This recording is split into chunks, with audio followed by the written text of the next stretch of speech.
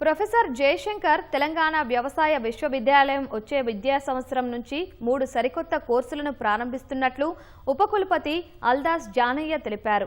త్వరలో ఏర్పాటు కానున్న 3 కొత్త కళాశాలలో 30 చొప్పున సీట్లు కేటాయించనున్నట్లు వెల్లడించారు. ప్రస్తుతం కేటాయించిన 90 సీట్లతో పాటు అదనంగా బీసీ సంక్షేమ గురుకుల సొసైటీ సహకారంతో మరో 60 సీట్లు రాబోతున్నట్లు యూనివర్సిటీ వర్గాలు తెలిపాయి. విద్యార్థుల్లో నైపుణ్యాలు పెరిగేలా పలు సర్టిఫైడ్ కోర్సులను ప్రారంభిస్తున్నట్లు జానయ్య చెప్పారు.